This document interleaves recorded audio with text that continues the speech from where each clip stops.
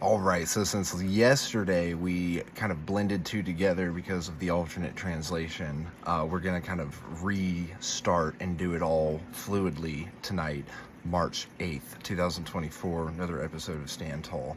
We're talking about advantage and disadvantage. Number 8, if our expectation of advantage be tempered in this way, we may succeed in accomplishing the essential parts of our schemes.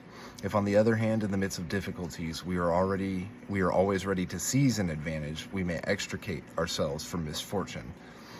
In the midst of difficulties, in the midst of tribulations, if we're able to seize an advantage.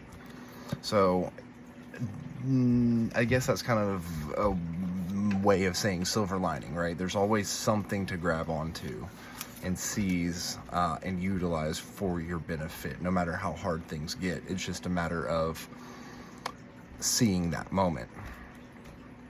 So over in an alternate translation, we have Master Sun saying, therefore the considerations of the intelligent always include both benefit and harm. As they consider benefit, their work can expand. As they consider harm, their troubles can be resolved. And Ho Yongchi again said, benefit and harm are interdependent, so the enlightened always consider them interdependent. They kind of depend on each other in just a little bit of ways. All right, we're going over to the Daily Stoic to see how Eastern warfare philosophy and Western Stoicism can blend to give us a lesson for the day. March 8th, the Daily Stoic is by Ryan Holiday and Stephen Hanselman. Don't unintentionally hand over your freedom.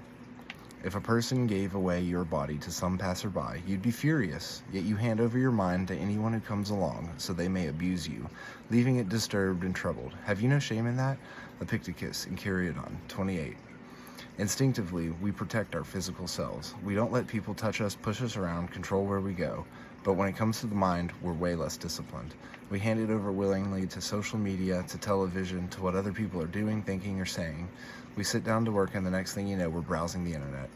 We sit down with our families, but within minutes, we have our phones out. We sit down peacefully in a park, but instead of looking inward, we're judging people as they pass by.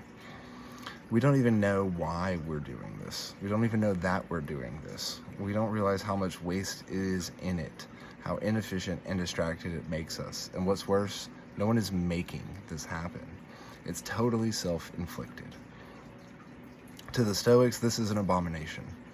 They know that the world can control our bodies. We can be thrown in jail or we can be tossed about by the weather, but the mind, that's ours. We must protect it. Maintain control over your mind and perceptions, they'd say. It's your most prized possession.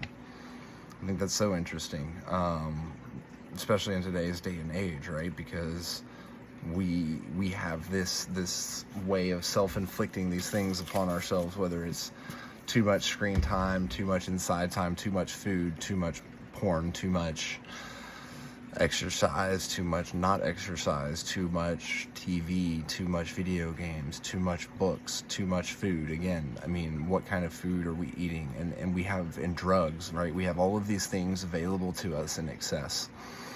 And at the end of the day, those only serve to warp and bend your mind and let you willingly give away control over it to something else that's not you, to the TV, to the internet, to the video game, to the drug, right? To whatever it is that's consuming your focus at the moment. Instead of focusing inwardly on what you need to be doing in the moment, you're letting other things take up that time that's so precious.